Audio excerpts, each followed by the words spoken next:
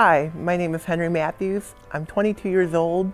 I'm a junior student at Bowling Green State University, and this is my eyewitness account of my life.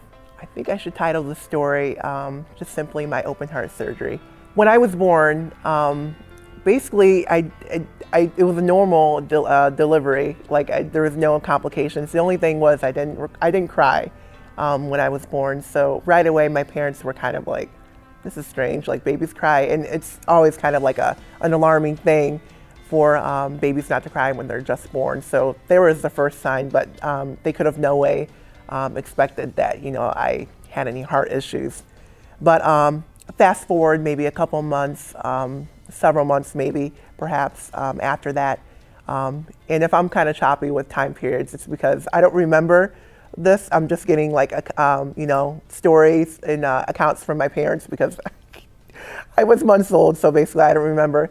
But from what they've told me, I was about maybe 7 or 8 months old, and there's just one time where we were living in Bowling Green at the time, and I was napping in my crib, and my mom happened to just look in my crib and see how I was doing, because I was really quiet, and she just assumed I was taking a nap, and she saw me blue in the face, just completely blue.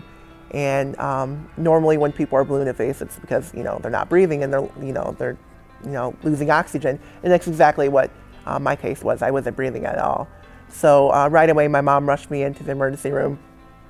The doctors did their thing, protocol, had me checked out, and that's when they discovered that I had a hole in my heart, the size of a dime or a nickel. I'm not too sure, but it was a hole in my heart, and it was a pretty big hole for an infant's heart. So they had to act very quickly because this is, life or death. So what the hospital did, they hooked my parents up with a cardiologist and a surgeon, a heart surgeon, for my procedure that was to be done in the next coming months, because I did have the heart surgery when I was 9 months old.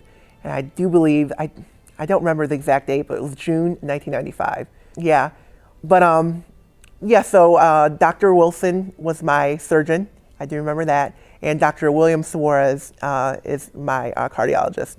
And I actually still see him till this day, so that's really cool. So he's known me ever since I was, really, really young.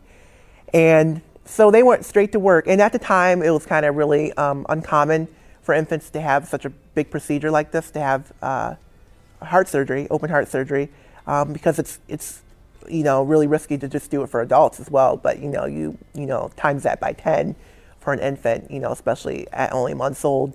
So and I should probably go back a little bit.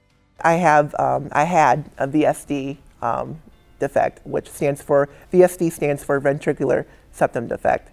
And that's just basically, I don't know too much about the anatomy of the heart, but there's some kind of ventricular wiring or things going on in there that basically weren't working properly, and that's where the hole was located. So it was in a danger zone basically. And so basically they had to act quickly. So fast forward back again to 9 months. So right away, they went through a surgery. The surgery, I believe, lasted several hours. I want to say like maybe 8 or 9 hours.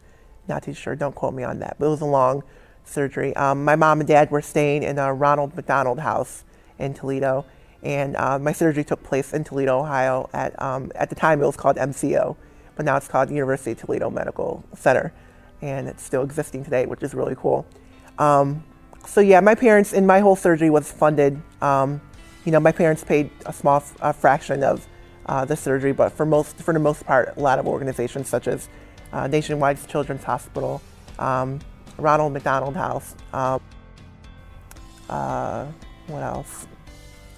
March of Dimes, paid for this operation. Even the Clinton Foundation, I believe, helped pay for this. And the actual material that was put in replacement of the hole in my heart was donated from NASA, like the space, the space exploration, NASA, like the NASA. And they donated this material called Gore-Tex, which acts like a skin. It's like a fibrous not fibrous, I don't want to say that. It's a material that acts like skin. It's tougher than skin probably itself. But so that was put in my my heart, and basically the surgery was a success. It could have been, you know, the result could have been really bad, life or death, like I said. But it was actually one of like the first open heart surgeries for infants at University of Toledo Medical Center at the time. So my parents said that they were interviewed after the surgery, and they actually recorded my surgery. And wow, there were medical students actually in the room. So somewhere there's a video of my open heart surgery. I don't think I want to see it, but I do have the scar to remind me of it. So I do look down at that all the time and think, you know, oh my gosh, it's crazy that that even happened to me. But basically this experience changed my life forever. I have a whole different outlook on life. Basically, I kind of live every day of my life like it's my last. But yeah, the lesson that I've learned from this is really just to keep a positive view of life. Like I said, live every day like it's your last, and basically embrace all the life experiences that you have in your life, whether they're good or bad. And yeah, that is my eyewitness account of one of the biggest stories of my life, and that is my open heart surgery. I hope you guys enjoyed. Thank you.